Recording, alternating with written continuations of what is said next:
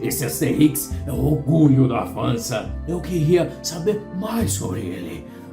Se tivesse algum vídeo no YouTube. Lá, no canal FREC tem. Estamos no ano 50 a.C. Toda a Gália foi ocupada pelos romanos. Toda? Não, uma aldeia povoada por irredutíveis gauleses ainda resiste ao invasor. Essa é a história que conhecemos do Asterix, talvez o personagem francês mais famoso. Ele foi criado por Albert Uderzo e René Goscinny. Por acaso, esses dois criadores tinham conexões com pequenos vilarejos. Segundo uma história familiar, a origem do sobrenome de Albert Uderzo é uma pequena cidade na Itália chamada Oderzo, na região do Vêneto. Depois da queda do Império Romano, o lugar era constantemente atacado por bárbaros. Cansados dos massacres, os habitantes deixaram o lugar para trás e se estabeleceram onde mais tarde seria Veneza. Diz a lenda que comerciantes de tecido de Treviso, passando pelas ruínas abandonadas de Oderzo, teriam encontrado lá um único sobrevivente, um bebê que adotaram e o batizaram com o nome da cidade destruída. Essa criança depois geraria descendência e seria ancestral de um dos criadores do Asterix, Albert Uderzo. Os pais de Albert Uderzo se conheceram em La Spezia, Ligúria, quando o pai dele, Silvio Uderzo, estava se recuperando após ferido em serviço durante a Primeira Guerra Mundial, quando conheceu Iria Crestini, que trabalhava no arsenal do exército italiano. Silvio foi dispensado do serviço militar ao final da guerra,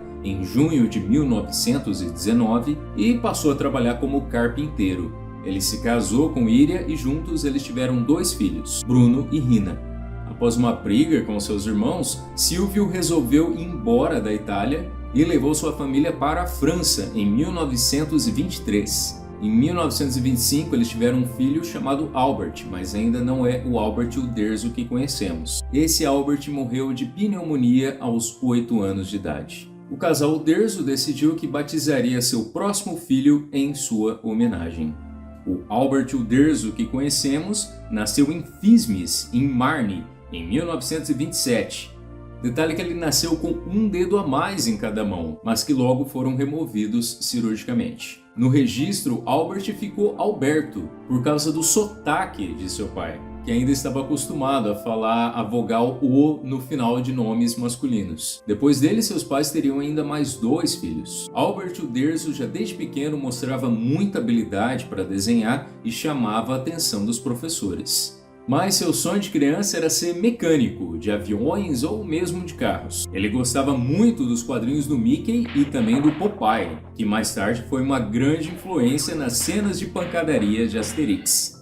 Não se sabe o quanto da história do vilarejo Uderzo é verdade ou apenas uma história de família, mas a conexão que o outro criador do Asterix, o René Goscinny, tinha com algum vilarejo atacado é de uma parte mais recente da história e, portanto, mais fácil de confirmar. O pai de René Goscinny, Stanisław, era um engenheiro químico, nascido em 1887 na Varsóvia. Ele mudou-se para Paris em 1906, depois do aumento de perseguições contra judeus na Europa Central. A mãe de René, Ana, nasceu em um pequeno vilarejo perto de Kiev, na Ucrânia, e vem de uma família que também sofreu muito com perseguições contra judeus. Depois que a família de Ana se estabeleceu em Paris, em algum ponto entre 1905 e 1912, seu pai, o avô de René Goscinny, fundou uma gráfica que imprimia os principais jornais voltados para a comunidade judaica da cidade. Por sinal, Goscinny significa hospitaleiro em polonês. René Goscinny nasceu em Paris em 1926. Quando ele tinha 2 anos, seu pai conseguiu um emprego em Buenos Aires e a família mudou para lá. Apesar de ter nascido na França, o país se tornou para René Goscinny um lugar fabuloso e exótico onde a família passava férias. Mas René passou a infância estudando em escolas de língua francesa em Buenos Aires. E, apesar de tímido, era tido como o palhaço da turma. Ele adorava ler e criar histórias que ele contava para os amigos e os familiares. Ele adorava os quadrinhos de Superman, Tarzan, do cartunista argentino Dante Quinterno e do francês Lespines Nicolas. Ele gostava muito do cinema de comédia também, tendo como favorito Stan Laurel, da dupla Gordo e o Magro. A família de Albert Uderzo investiu nos seus dons artísticos, colocando para fazer aulas de desenho. Logo descobriram que o pequeno Albert era daltônico, porque ele estava pintando a grama de vermelho e tudo mais. Por um tempo ele usava etiquetas com os nomes nas cores, mas aos poucos começou a focar mais em desenhos em preto e branco. Algumas fontes dizem que seu daltonismo melhorou com o tempo. Sua infância nos anos 30, apesar dele lembrar como um tempo muito feliz na maior parte do tempo, também foi uma época em que ele passou por alguns episódios de discriminação. Durante a época da ditadura de Mussolini, italianos eram odiados em certas partes na França. Ele chegou a ser xingado na rua por uma pessoa que foi vítima de bombardeios durante a Guerra Civil Espanhola, mesmo sendo apenas uma criança que não tinha nada a ver com aquilo. E em uma ocasião um homem cuspiu na sua cara. Aos 14 anos ele trabalhou como aprendiz em um estúdio, fazendo letramento e retoque em fotos. E foi nesse estúdio que ele conseguiu publicar algumas ilustrações. Em 1941, durante a ocupação da França pela Alemanha nazista, seu irmão conseguiu emprego fora de Paris e chamou Albert para acompanhá-lo em Saint-Brieuc, que fica na Bretanha. Uderzo se apaixonou pelos visuais e pelas pessoas de lá. Segundo ele, os bretões estavam sempre muito felizes e eram muito generosos. As memórias da Bretanha seriam muito importantes para seu trabalho no futuro. De volta para Paris depois da guerra, em 45, Uderzo estava tentando virar um animador, inspirado em um dos seus ídolos, Walt Disney. Ele conseguiu entrar em um estúdio de animação, onde trabalhou em um curta de 11 minutos chamado Carbor et Click-Clack. Mas ele não gostou nem da experiência e nem do resultado, e achou melhor partir para outra. Mas por acaso, um dos donos do estúdio queria entrar no mercado editorial, e convidou Albert para ilustrar uma história sua, chamada Flamberger. Em 46, Albert ganhou um concurso que lhe permitiu publicar uma coleção de tirinhas da sua autoria, e foi aí que ele lançou o seu personagem Clopinard, um baixinho briguento de perna de pau. Com o dinheiro que ele ganhou com esse trabalho, ele pôde convencer seu pai que ele poderia viver de desenhar. E logo em seguida veio um período em que ele trabalhou muito. Publicou várias tiras, incluindo uma paródia do Tarzan chamada Zidori. Fez também alguns personagens de aventura, como Arisbuck e Beloy. Mas aí chegou o serviço militar e interrompeu esse começo promissor de carreira. Quando ele pôde recomeçar em 1950, ele não estava mais conseguindo encontrar trabalho dentro do mercado editorial infantil. Mas ele conseguiu um emprego no jornal France Dimanche, no qual ele era enviado para desenhar os acontecimentos em lugares que fotógrafos não poderiam entrar. Eventualmente ele conseguiu alguns serviços de quadrinhos, e inclusive chegou a desenhar uma história do Capitão Marvel Jr. E foi nessa época também que Albert Uderzo conheceu Yvon Cheron, dono da agência belga International Press, que o apresentou ao seu cunhado, George Tresfontaine, diretor da agência WordPress. A WordPress estava abrindo um escritório em Paris e Uderzo conseguiu um emprego lá. E seria na WordPress que ele conheceria um colega que se tornaria um grande amigo seu, mas ele ainda não estava trabalhando lá. René Goscinny tinha 13 anos quando a Segunda Guerra explodiu. Sua família estava segura na Argentina, mas muitos dos seus parentes judeus que permaneceram na Europa foram vítimas do Holocausto. 3 dos seus tios maternos foram presos depois de serem pegos distribuindo panfletos antinazistas e morreram durante o transporte até os campos de concentração. Pouco depois de se formar, aos 17 anos, René Goscinny perdeu o pai, que sofreu uma hemorragia cerebral. A família caiu num período de muita dificuldade. René conseguiu um emprego de desenhista em uma agência de publicidade. Ao mesmo tempo, publicava textos e desenhos em um jornal de um colégio francês em Buenos Aires. Em 1945, ele deixou a Argentina junto com a sua mãe, rumo a Nova York. Embora ele pudesse entrar no exército dos Estados Unidos e obter cidadania, ele entrou no exército francês em 1946 e serviu em Albany. Lá, ele tornou-se o desenhista oficial do seu batalhão, produzindo cartazes e cardápios para o refeitório. Goscinny conta que seus desenhos de humor divertiram tanto o general que foi só por causa deles que ele foi promovido de cabo a sargento. Mas esse é um fato meio difícil de confirmar.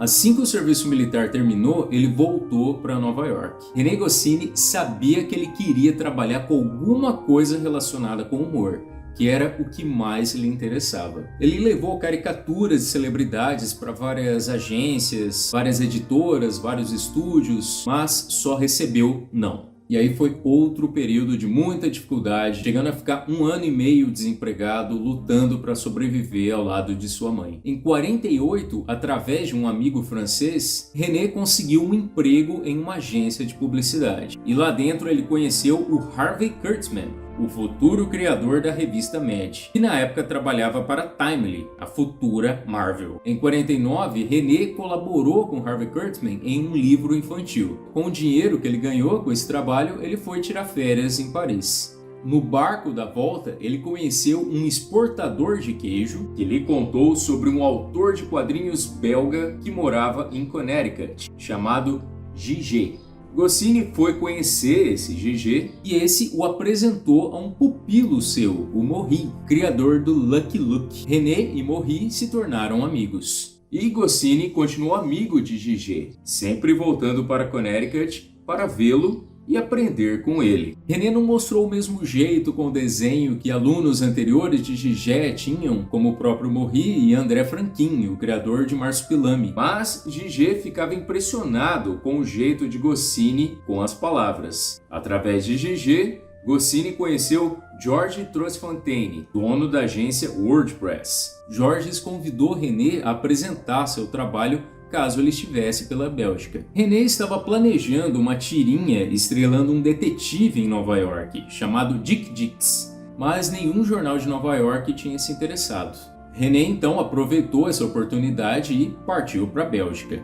Dick Dix entrou na revista La Wallonie. Em 51, a WordPress estava abrindo um escritório em Paris e Goscinny foi enviado para trabalhar lá com seu quadrinho. Um dia, Albert Uderzo estava trabalhando sozinho na sua mesa quando foi avisado que ele ia ganhar um colega chamado René Goscinny. Uderzo entendeu que o sobrenome Goscinny tinha um som italiano e achou que ia ser um italiano assim como ele. Mas ele conheceu Goscinny, que disse que não era italiano, mas fez uma ótima imitação dos italianos que ele conheceu em Nova York. Goscinny era um cara todo brincalhão e elétrico. Albert e René logo encontraram vários gostos em comum, como Walt Disney, Gordo e o Magro e quadrinhos. Goscinny diria mais tarde que esse primeiro encontro entre os dois foi uma espécie de amor à primeira vista. Segundo ele, eles conversaram por horas e logo decidiram que iam trabalhar juntos. Eles fizeram vários serviços juntos, como uma coluna sobre boas maneiras para uma revista feminina, que eles assinavam sob o pseudônimo Liliane Dorsey, mas logo começaram a trabalhar com quadrinhos. Goscinny gostava mais de elaborar as tramas e as situações cômicas, enquanto Uderzo preferia desenhar. Em 52, eles começaram a HQ Jehan Pistolet. Ela se passava no século XVIII e tinha como protagonista um garçom que resolve largar tudo, compra um barco, reúne uma tripulação e sai em busca de aventuras. Vários elementos de Asterix já apareciam por aqui. Muitos trocadilhos, piadas recorrentes e referências históricas. E muitas histórias também terminavam com um banquete. Para o suplemento infantil La Libre Junior, criaram Lucky Junior em 54. Segundo Uderzo, esse era um sub-Tintin. Eles também criaram o nativo norte-americano Papá, um brutamontes ingênuo de bom coração que ajuda o exército francês. O traço de Uderzo nessa HQ ficou menos realista, mais cartoon, que seria o estilo que ele passaria a adotar. Eles não conseguiram publicar esse quadrinho de primeira, isso só aconteceria anos mais tarde. Em 56, Uderzo, Goscinny e seu colega Jean-Michel Charlie tentaram estabelecer uma espécie de sindicato de cartunistas. Isso seria principalmente para assegurar direitos, já que tudo que eles produziam para WordPress automaticamente passava a ser propriedade da agência. Mas aí, dois colegas deduraram os planos do trio. Goscinny, suspeito de ser o líder por trás desse movimento, foi demitido por Georges Strauss-Fontaine. Uderzo e Charlie se demitiram em solidariedade. Os três ficaram numa espécie de lista negra de editores. Jean Debras, do departamento de publicidade da WordPress, sugeriu que eles próprios criassem uma agência. Os três, mais Debras, fundaram a Edpresse, também conhecida como Ed France. Eles negociaram com Strauss-Fontaine para darem continuidade na produção de um jornal infantil bimestral do chocolate Papier, chamado Pistolim. Em 59, a Rádio Luxemburgo queria lançar uma revista para jovens, não crianças pequenas, mas idade pré-adolescente para cima. Goscinny foi contratado como editor e Uderzo como diretor artístico. Eles batizaram essa revista de Pilote. Ela seria o palco onde vários cartunistas franceses exercitaram novas ideias. Para essa revista, Uderzo e Goscinny pensaram em fazer algum quadrinho juntos. Inicialmente pensaram em adaptar o personagem do folclore europeu Romain de Renard. Isso bateria com parte da proposta da revista de que a França poderia lançar seus próprios personagens, sem precisar buscar inspiração nos americanos. Eles já estavam preparando histórias com esse personagem, mas aí souberam que o cartunista Jean Trubert já havia feito uma HQ com esse tema. Com menos de 2 meses para fechar a primeira edição da Pilote, a dupla precisava logo arrumar alguma coisa nova para colocar no lugar. Goscinny teve a ideia de procurar alguma ideia na história. Uderzo foi atrás de procurar por todas as grandes eras. Ele começou na Era Paleolítica e foi lendo e seguindo em frente. Quando ele chegou no período dos gauleses, René pediu para parar por aí, porque talvez teria algo interessante ali. Para ele, esse era um período muito conhecido por todos os franceses, mas que não havia sido devidamente explorado nos quadrinhos. Isso não era bem verdade, já que essa temática foi abordada em Totorix, Aviorix e Alix. Mas até onde sabemos, nem Uderzo nem Goscinny nunca ouviram falar de nenhum desses. E de qualquer forma, eles trariam algo muito diferente.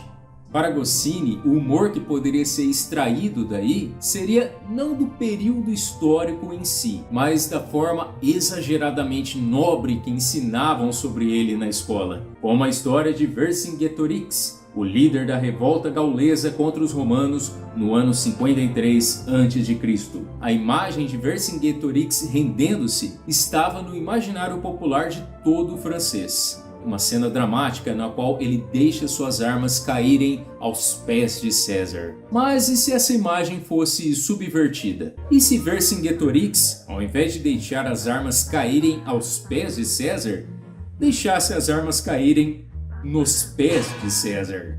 Seria uma sátira que qualquer leitor francês entenderia. Os primeiros esboços de Uderzo para Asterix o retratavam como um guerreiro tradicional. Mas Goscinny deu a ideia de fazer um herói baixinho para sair daquela ideia padrão de heróis musculosos. O personagem que Goscinny imaginava teria um aspecto de quem usaria mais a inteligência para resolver os problemas. Uderzo deu então a ideia de complementar o guerreiro diminuto com algum companheiro maior e menos inteligente. Veio daí o Obelix. Toda uma vila com habitantes ao redor da dupla foi criada em apenas algumas horas. Quando chegou a hora de decidir onde ficaria esse vilarejo gaulês, Goscinny deixou a decisão totalmente nas mãos de Uderzo, pedindo somente que fosse algum lugar perto do mar. Uderzo lembrou daquela região que ele gostou tanto de conhecer ao lado de seu irmão, a Bretanha, ou Armórica, como era conhecida nos tempos dos romanos. A ligação que Uderzo e Goscinny tinham com vilarejos atacados não foi levada em consideração durante a criação de Asterix. Mas, quem sabe, talvez tinha algo no subconsciente deles durante o processo. A revista Pilote foi lançada em outubro de 59, acompanhada de uma campanha publicitária da Rádio Luxemburgo. Asterix, a improvisação de último minuto, agradou muito os leitores. O quadrinho conta como Asterix, Obelix e seus companheiros são um povo que resiste à dominação dos romanos, graças à sua coragem com uma ajudinha de uma poção mágica.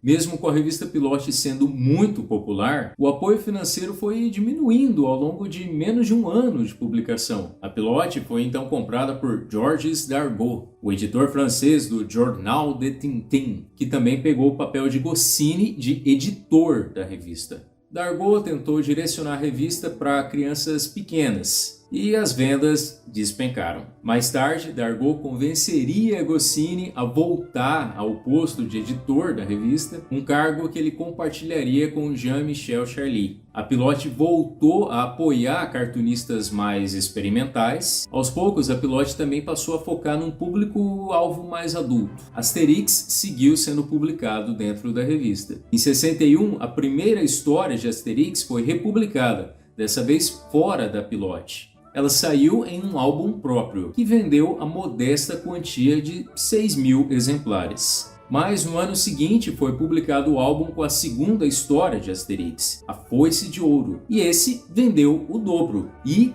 cada novo álbum foi vendendo cada vez mais e mais. Quando chegou em 65, com o lançamento de Asterix e a Volta à Gália, o personagem estava explodindo em popularidade. E Asterix e Cleópatra, lançado no mesmo ano, tornou-se um sucesso enorme de vendas. Ainda em 65, o primeiro satélite francês lançado ao espaço recebe o nome de Asterix. A paródia de instituições históricas do imaginário francês, aliados a um humor universal e muita aventura, fizeram com que a HQ fosse muito popular tanto com crianças quanto adultos. E essa popularidade do Asterix também foi crescendo juntamente com um aumento do respeito dos quadrinhos enquanto forma de arte dentro da França. Muitos críticos encontram temas bem complexos dentro da obra, mas os autores diziam que eles só tinham um único objetivo: fazer eles próprios e as outras pessoas darem risada. Apesar de muitas referências a figuras históricas, manter os fatos exatamente da forma como aconteceram não era uma preocupação deles. Se fosse necessário mudar algo em nome do humor, eles mudariam. Uderzo e Goscinny conversavam por horas sobre possíveis novas aventuras para o Asterix, até chegarem em alguma ideia que fosse interessante para os dois. As ideias poderiam vir de qualquer lugar, desde algum artefato histórico como a Foice de Ouro, ou alguma semelhança entre algo moderno e algo antigo, como lutas de boxe e as batalhas entre chefes de aldeia, como vemos em O Combate dos Chefes. Com um tema definido, Goscinny escrevia o básico do enredo, com um parágrafo para cada página de quadrinhos. Ele então passava esse rascunho para Uderzo, que pensaria nos novos personagens que a história pedia e fazia a pesquisa necessária. Ele até chegou a viajar para fazer uma pesquisa de campo em alguns casos, como uma jornada para a Suíça para produzir Asterix entre os Helvéticos. Enquanto isso, Goscinny ia escrevendo um roteiro bem detalhado, quadrinho por quadrinho, com 2 colunas. Uma com uma descrição de como o quadrinho poderia ser visualmente e outra com o diálogo.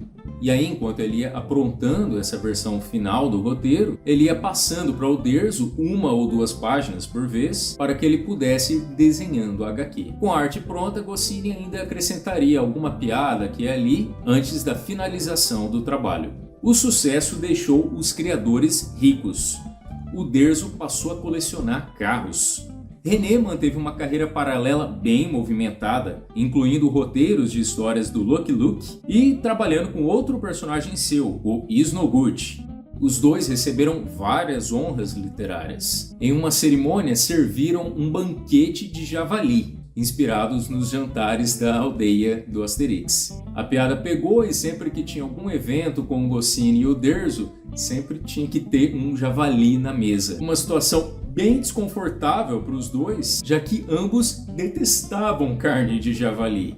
Asterix virou garoto propaganda em várias campanhas publicitárias, até mesmo para uma empresa de seguros. Mas uma hora os criadores achavam que isso estava meio saindo fora de controle. Uma vez o Uderzo viu 3 propagandas diferentes do Asterix numa estação de metrô, as 3 lado a lado, cada uma anunciando um produto diferente. Depois disso, os criadores resolveram impor alguns limites na quantidade de propagandas envolvendo o gaulês. Asterix inspirou um especial de TV, que inclusive teve participação de Goscinny e Uderzo. Ainda em 67, Asterix teve seu primeiro filme animado lançado. Os autores não tiveram envolvimento na produção e acham que, apesar da adaptação procurar seguir o primeiro álbum quadrinho por quadrinho, o timing se perdeu. Mas foi um sucesso enorme de qualquer forma, e foi seguido por uma adaptação de Asterix e Cleópatra, uma que tomou mais liberdades, incluindo cenas novas que não estavam na HQ, e também foi um filme muito popular. O humor dos quadrinhos do Asterix era bem voltado para a cultura francesa. Alguns álbuns até demoraram para ganhar uma tradução para outros idiomas, porque editores tinham medo que algumas piadas só seriam entendidas pelos franceses. Mas logo, assim como de César, o império do Asterix começou a conquistar o resto da Europa e mais tarde o resto do mundo. Asterix viria a ser traduzido para mais de 100 línguas. Georges Dargaud era o responsável pela publicação dos álbuns, mas essa parceria não estava agradando muito os criadores e os dois estavam considerando montarem a sua própria editora. Mas antes disso, eles buscaram independência em outra área. Em 74, Uderzo e Goscinny lançaram seu próprio estúdio de animação, o Studios Idefix. O logotipo era uma paródia do da MGM, mas com Delirantes Romani, ou São Loucos Esses Romanos. O estúdio lançou os 12 trabalhos de Asterix em 76, que, como já era de costume para o gaulês nessa época, foi um sucesso. O estúdio procurou ir além de Asterix, e em 77 estavam produzindo um longa animado do Lucky Luke. Mas foi durante essa produção que René Goscinny sofreu um infarto. Sua morte foi lamentada por vários jornais na Europa. Albert Uderzo ficou profundamente abalado. Depois de receber a notícia, ele ficou sentado, parado por horas a fio. O estúdio de animação encerrou as atividades em 78. Asterix já tinha 23 álbuns publicados naquele ponto. O 24º, Asterix entre os Belgas, estava escrito com o roteiro de Goscinny, mas não havia sido desenhado. Sem seu parceiro de 26 anos, Albert Uderzo não tinha o menor ânimo para finalizar esse trabalho. Mas Georges Dargaud queria que esse livro fosse publicado de qualquer jeito e levou Uderzo na justiça para obrigá-lo a desenhar o álbum. Sem a opção, Uderzo fez o trabalho e ao mesmo tempo brigando nos tribunais. A decisão acabou saindo em favor de Uderzo, mas a essa altura o álbum já havia sido finalizado e já estava nas livrarias. Depois de Asterix entre os Belgas, Albert Uderzo acreditava que Asterix era um assunto encerrado. Mas os leitores pediam muito para que ele fizesse novas histórias. Uderzo eventualmente aceitou. Para ele seria impensável substituir Goscinny por algum outro roteirista. Então ele decidiu, ele mesmo, tomar o papel duplo de desenhista e roteirista, algo que ele já havia feito em algumas histórias curtas para a Pilote. Uderzo resolveu também finalmente estabelecer aquela editora que a dupla tanto queria montar, com o nome de Les Éditions Albert René, mantendo o nome do amigo em sua homenagem. O primeiro álbum de Asterix, com Uderzo em carreira solo, foi O Grande Fosso, lançado em 1980. Apesar de mais tarde ele se mostrar descontente com certos detalhes da obra, foi um quadrinho bem recebido. O tal fosso do título divide a aldeia em dois, pode ser visto como uma referência ao Muro de Berlim. O Grande Fosso foi o primeiro de uma nova fase do Asterix, já que Uderzo, sozinho, ainda lançaria vários outros álbuns. Muitos críticos e fãs consideram que essas histórias solo de Uderzo são bem inferiores. Eles dizem que sem o humor mais refinado de Goscinny, esses quadrinhos ficaram mais simplistas e mais infantis. Mas, independente disso, Asterix continuou vendendo muito. Georges Dargaud ainda tinha todos os direitos dos álbuns do Asterix publicados antes de O Grande Fosso. Mas Uderzo tinha o controle do licenciamento do personagem.